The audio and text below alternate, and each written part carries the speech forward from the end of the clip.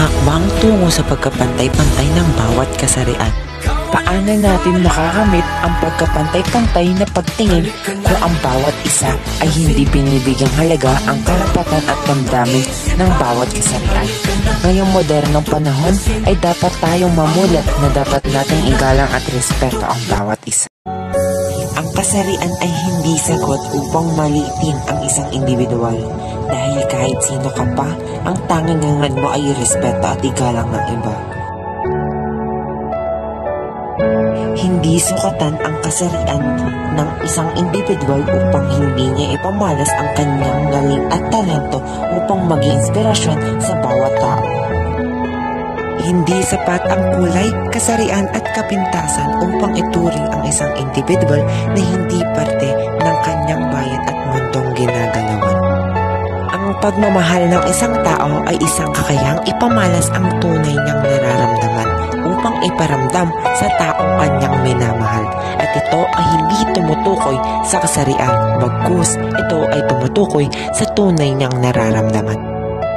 Bawat tao ay dapat nating igalang at irespeto patungo sa inaasam na pagkapantay-pantay ng bawat kasarian dahil ito ang susi upang ipagmalaki ng bawat isa ang kanilang mga sarili. Maraming mga kasarian ang dapat igalang at irespeto. Una na dyan ay ang babae, 5 letra at isang salita na patuloy na ikinagapos sa tanikala. Isang individual na nangangailangan ng sapat na pagtrato mula sa ating lupang tinatapakan. Dahil kaya din nila ang mga kaya ng mga lalaki, hindi dapat minamaliit at minamaltrato dahil gaya ng isang lalaki, sila ay may malaking responsibilidad upang pagpatuloy ang pag-usbong ng ating populasyon. Lalaki na inaakala ng nakakarami na wala silang kinakatakutan at sila din ay nakakaranas ng mga diskriminasyon mula sa ating lipunan. Sila ang nagsisilbing haligi, ngunit ito ay rumurupok din. At ang tanging nilang hiling ay ang pagkapantay-pantay na pagtingin at karapatan na nangangalaga sa kanila.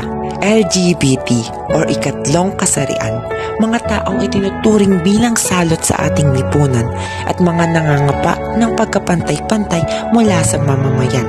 Ngunit tawagin man sila ng kung ano-ano, sila pa rin ay nagbibigay ng saya at ngiti sa ibang tao. At gaya ng bituin, hindi sila natitinag upang ang pagsubok ay lampasan tungo sa pagkapantay-pantay na kanilang hinahangad. Sana ay maunawaan natin ang tanging hangad ng bawat isa ay pantay-pantay na pagtingin at patas na pagtrato sa bawat kasarian. Pag-unawa, pagtanggap, pagmamahal, pagsuporta at paggalang. Ilan lamang ito upang makamit ang pagkapantay-pantay na pagtrato sa bawat kasarian. Dapat nating isaalang-alang ang mga ito para walang taong nagpapanggap at nasasaktan dahil sa mga ginagawa sa kanila ng mga tao sa kanilang paligid.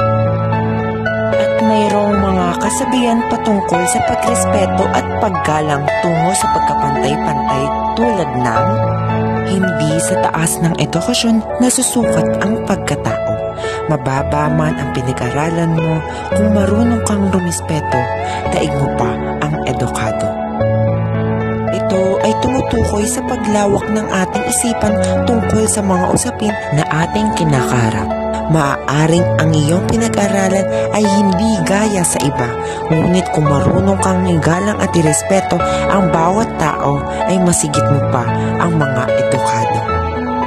Ang pagkapantay-pantay ay tungkol sa paggalang sa sarili at sa iba, at hindi ito tumutukoy sa mga yaman, material, posisyon o anumang bagay na meron ka.